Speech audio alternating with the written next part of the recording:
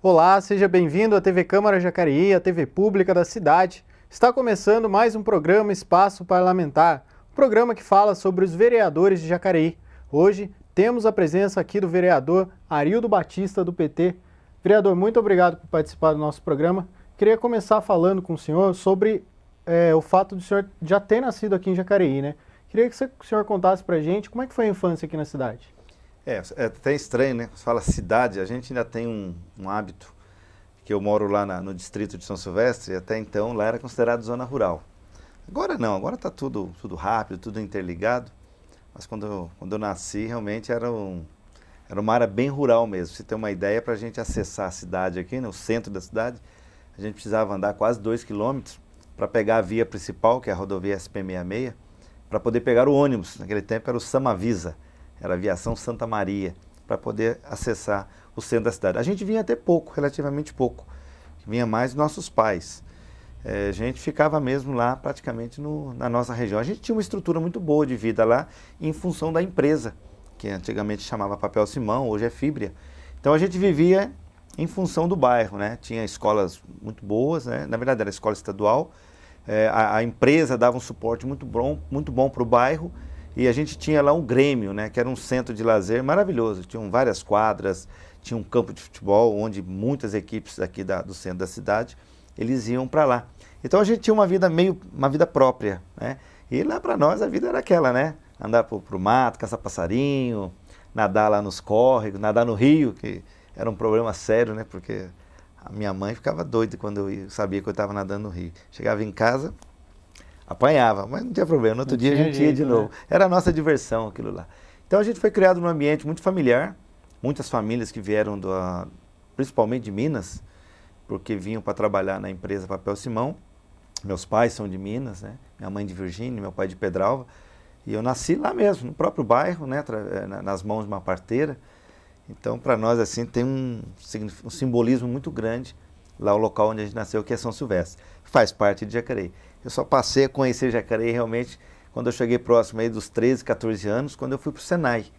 Eu estudava no Senai lá em São José dos Campos, no Santana. E aí a gente começou a pegar ônibus, né, e vir para o centro, até a rodoviária. Da rodoviária eu pegava Pássaro Marrom, ia até São José. Às vezes ia a pé, às vezes pegava outro ônibus para chegar até o nosso destino, que era o Senai. Aí que eu passei a conhecer um pouco mais a cidade de Jacareí. E, eventualmente, quando a gente vinha passar aí um final de semana na casa dos primos, né? Tinha bastante primo lá no Parque Santo Antônio, aqui no Jardim São José e aqui também na Olímpio Catão, aqui onde é o parque da cidade hoje. Aí que a gente passava a ter um pouco mais de contato com a cidade. Legal, né? E essa identidade que o distrito tem, o senhor acha que ele ainda tem essa identidade das pessoas ainda parecerem que estão morando ali no interior ainda de Minas, talvez, ou perdeu um pouco isso com a chegada não só do progresso da cidade, mas também ali da região? Eu acho que ainda tem uma parte da comunidade lá que conserva bem isso, né? Ainda tem aquilo como realmente a sua casa. Logicamente que muitas pessoas vieram de outros estados, outras cidades agora, tornou-se mais assim uma coisa mais movimentada, né? As pessoas que vêm, talvez não entendem, até não respeitam um pouco aquela característica nossa. Então tem umas pessoas que acabam saindo de lá, olha, aqui já não é mais tranquilo como era antes, Sim. que é natural do progresso, onde chega o movimento. Hoje, para você ter uma ideia, nós já temos praticamente 3 escolas lá, temos, né, mais de uma empresa, né? O comércio se fortaleceu bastante e muitas casas surgiram. Antigamente, lá, para você ter uma ideia, onde eu nasci, era vamos chamar assim, né, era um sítio, onde o proprietário plantava pêssego, né? Aí depois ele, com a chegada do pessoal, ele já vislumbrou o lucro e parcelou aquela parte que é onde é a Vila Garcia. Sim. E a parte de cima, que é a Vila São João, na verdade era uma fazenda de gado, que o cara foi loteando aos poucos. Então formaram vários blocos, né? E hoje praticamente tudo tomado por casas e um cinturão verde, que é formado pelos eucaliptos, em uma área que é protegida pelo meio ambiente, e a plantação de eucalipto que é da Fibria, né? Que ela mesmo planta e colhe. Então lá também está limitado, vamos chamar assim, geograficamente não há muito por onde crescer mais. Então, é natural que lá a gente não tenha expansão populacional, tendo em vista que está controlado aquele adensamento por conta até do próprio local, que fica um pouco isolado. Mas tem um lado bom, né? Tem um lado bom que Sim, você meio que, quanto mais gente vai, infelizmente, com o progresso vem também os problemas. sim. E se você não tiver estruturado para poder trabalhar nisso, né, dar o apoio para resolver esses problemas, a gente fica com muita dificuldade. Então eu acho que está de um bom tamanho lá. Acho que até cabe ainda, talvez, um loteamento a mais lá em algumas áreas particulares, mas a gente vê que há uma dificuldade. Hoje o meio ambiente ele acaba limitando muito. Então essas áreas hoje acabam sendo cortadas por um córrego. São áreas preservadas. Preservadas, né? Pela margem do rio. Então o investidor, quando ele vai observar isso, ele vê que talvez ele não vai ter tanto ganho, vai ter muita dor de cabeça, acaba não tocando para frente. Então, por enquanto, nós estamos lá, de certa forma, controlados. Tá certo. E como é que foi, então, que o senhor fez esse curso no Senai? Gostou do curso? Depois já fez a faculdade depois ou começou a trabalhar? Como é que foi? Olha, o Senai, para mim, sem dúvida, né, foi, assim, talvez a melhor experiência no que tange a questão de educação. No meu tempo de escola, né, a escola do Estado, ela era maravilhosa. Ali você aprendia, os professores realmente eram de alta qualidade. Só não aprendia quem não queria, ou tinha alguma dificuldade. Mas assim, o nível era muito bom. Então a gente já saía com uma base boa. E o Senai, naquela época também, né, que foi em 1980, era assim, não era qualquer um que acompanhava, não. Hoje é um pouco mais fácil. Mas no nosso tempo lá, a gente era até taxado de nerd, né? A gente nem sabia o que era nerd naquele tempo, né? Porque a gente precisava estudar mesmo, né? Não era Não qualquer tinha outra opção, não né? tinha muita opção, não. A exigência era muito grande e muita gente era reprovada porque não conseguia acompanhar. Ou ficava uma espécie de uma DP. Então, puxa vida, para você sair de casa, eu saí da minha casa às 5 horas da manhã e chegava às vezes 11 horas, por quê? Porque eu fazia curso técnico ainda. Então eu saía lá do Santana por volta de 5h30, pegava o trem às vezes, vinha de trem, porque daí dava tempo de eu chegar e pegar a primeira aula lá em São Silvestre, que era um curso técnico, que também era um curso técnico muito bom, que era do Estado à época, né? E eu fiz tudo isso junto. Então assim, foi uma fase muito boa, uma fase assim que eu, assim, vamos dizer, me dediquei muito aos estudos, não tinha muito tempo para diversão, né? Chegava final de semana, ou estava cansado, ou ia às vezes jogar uma bolinha, no máximo isso. Então foi uma fase muito boa que eu falo para você sem problema nenhum que aproveitei muito bem. Foi uma fase que me desenvolvi muito na questão de conhecimento.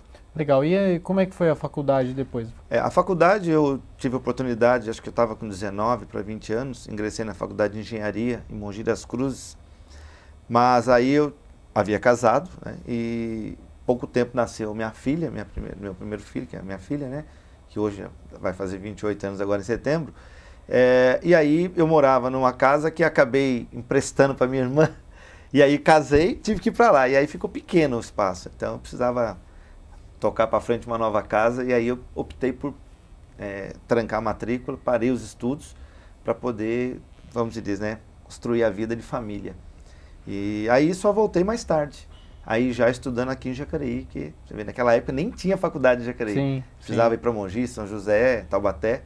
E na época eu fazia em Mogi, mas também foi um período bom. Era difícil ingressar na faculdade Sim, na época, nossa, né? Tinha, o fazer, vestibular era você forte, fazer vestibular, né? era difícil. Então, para mim, quando me classifiquei, consegui entrar, para mim foi uma felicidade muito grande. Mesmo com um ano só, olha, assim, foi um ano muito rico. Aprendi muita coisa na área de física, de mecânica, já tinha um conhecimento, então para mim foi só um crescimento. E aí voltei mais tarde para entrar na área já de humanas, né? Vim da área de exatas para a área de humanas, porque eu já estava estudando, né? Já estava trabalhando no campo, né? da administração, onde eu tive que optar por uma área que tivesse um pouco mais de relacionamento com o meu dia a dia, com o meu trabalho. Então, nessa época, antes da faculdade que o senhor concluiu, que foi a de administração, o senhor trabalhou também no setor privado, sim, né? Sim. Foi ali mesmo no Simão? Sim, Papel Simão. Entrei lá em 80, já fazendo Senai, e saí de lá em 1990. Fiquei 10 anos trabalhando lá. Praticamente foram 6 anos na área de mecânica e depois 4 anos na área de treinamento.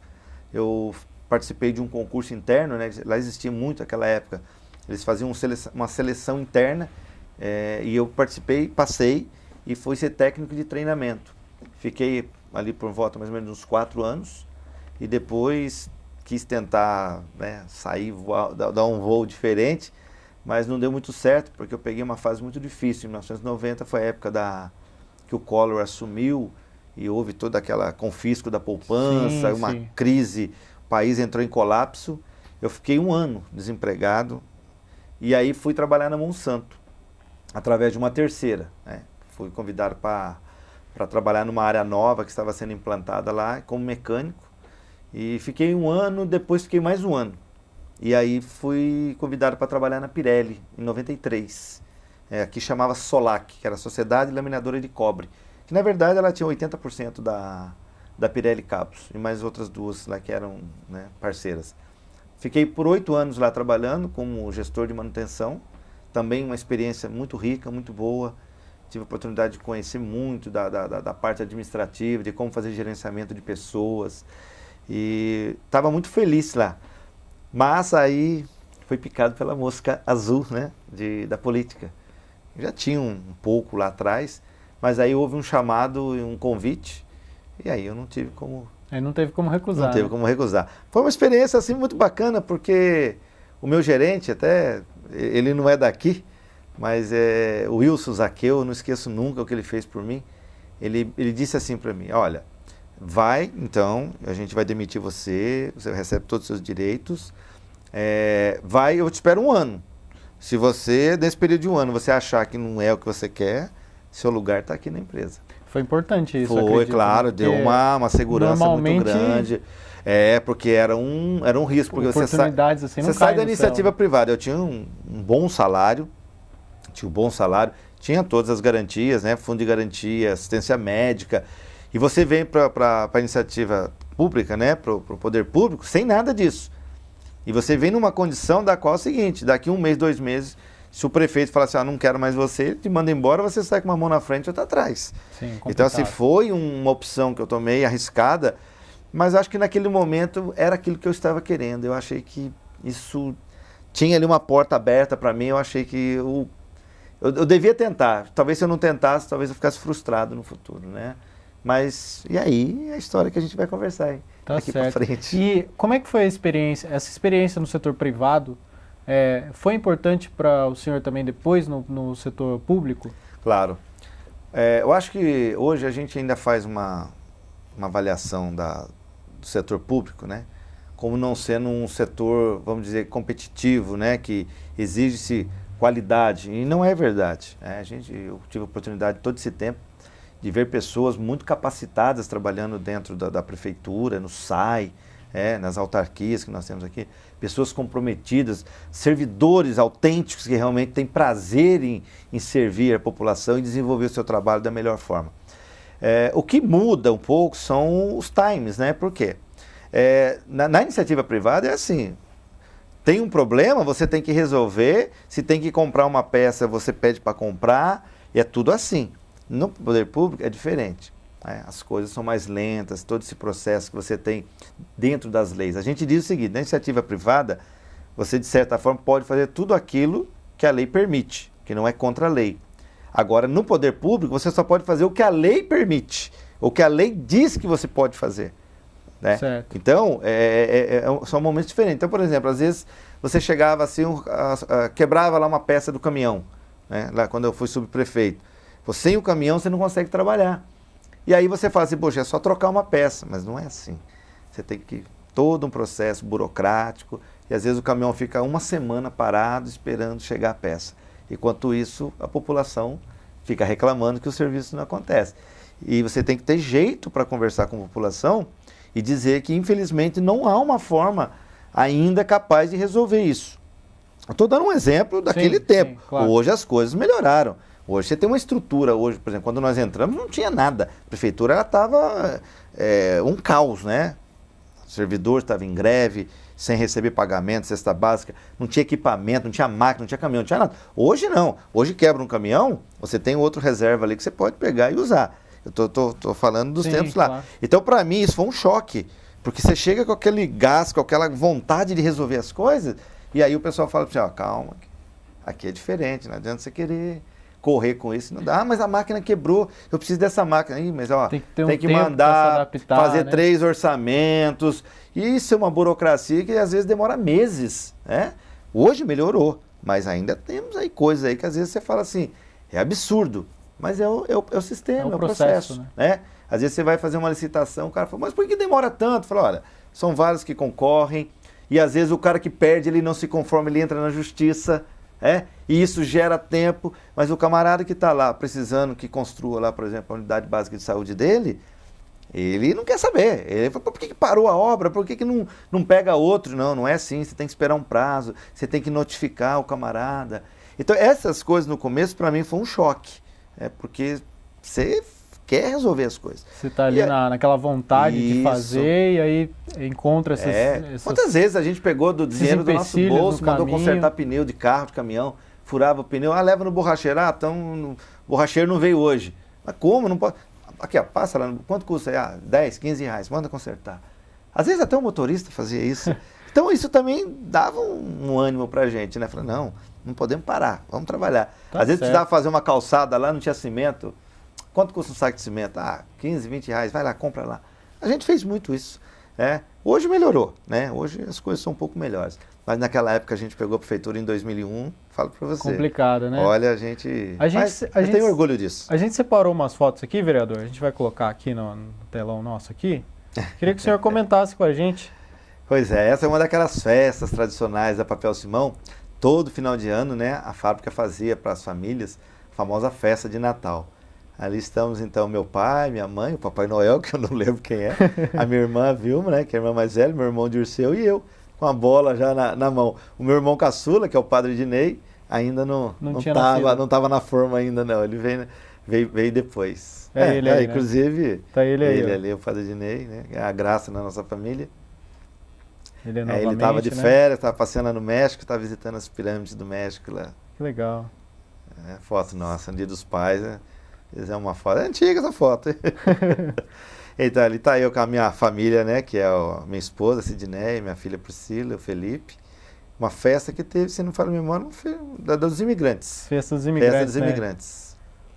Ali também acho que foi, eu não sei se foi Natal, final de ano, tá? A família, né, dos irmãos. Ali já mais um punhadinho. Todo mundo reunido ali para tirar a tradicional foto de família. Ali uma foto antiga do tempo do Papel Simão, nossa, tá todo mundo novinho. Acho que veio um pessoal de São Paulo, né? Era muito comum. O pessoal lá não tinha muito espaço de lazer, eles vinham para cá, onde era o Grêmio. A gente jogava futebol de salão, vôlei, essas coisas, depois iam fazer um churrasquinho. Um lugar muito bacana ali. Olha lá, ó. Esse eu lembro bem. Essa foi uma posse da CIPA, eu era cipeiro. Eu acho que eu tinha 18 anos, alguma coisa assim. E já estava na política, né? Já participei e virei cipeiro lá na fábrica, lá na área de manutenção.